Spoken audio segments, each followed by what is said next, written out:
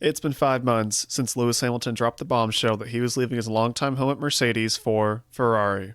Since then, many questions have been raised about the implications this would have on the 2025 drivers market, particularly concerning Carlos Sainz.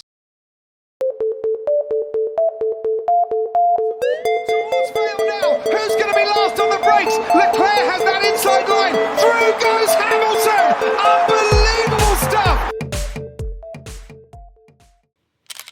Carlos Sainz has finally chosen his team for 2025, and he's settled on Williams, a decision that many fans and analysts believe is beneath him. While I don't necessarily agree with that for reasons I'll discuss later, I would have preferred to see him make a lateral move to another top team on the grid, such as a Red Bull or Mercedes, rather than stepping down to a project team, to put it nicely.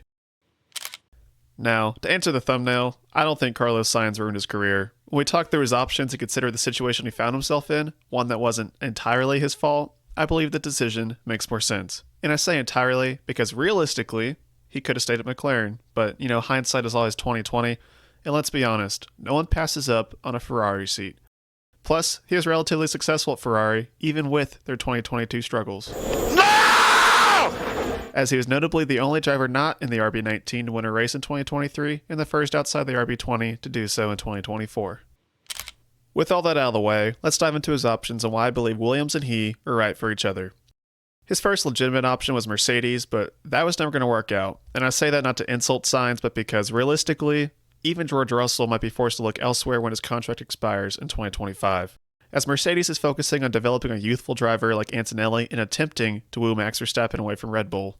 While I don't really think they'll be successful in signing Max, it doesn't really matter for Sainz, because at best, he probably would have secured a 1+1 deal with Mercedes, only to leave thereafter if Antonelli needed a few years in F2 or a year or two at Williams. Long term, it just didn't make sense. And for those of you thinking, well, he could have pushed George out, I wouldn't be so sure. George is a very capable driver. He's probably on the same level as Sainz, if not better, and is already embedded at Mercedes, so Sainz would have faced a steep uphill battle to make that happen anyway. The next legitimate option was Audi/Sauber, but I don't think that would have been a good deal for Carlos. Well, yeah, he would have secured a long-term seat and that bag. He would have been likely relegated to P19 for all of 2025, hoping for improvements in 2026 after Audi finally takes over Sauber. Initially, I thought it was a decent option, especially given his ties to Audi through his father, but after witnessing the recent turmoil there, with senior leadership getting let go quite frequently, it seems like a smart choice to stay away from that organizational nightmare. Alpine was the last realistic option for Carlos, as he wasn't going to drive for Aston, Haas, VCarb, or Ferrari, obviously. And I know what you're thinking. Bro, you left off Red Bull. Well, I'll be honest, while I was hoping he was going to get it, he was never going to get that seat. There's just too much internal conflict with Max during their time there at Toro Rosso, and Christian seems pretty keen on keeping Checo, or at least Daniel, in that other seat, regardless of their performance due to his own situation.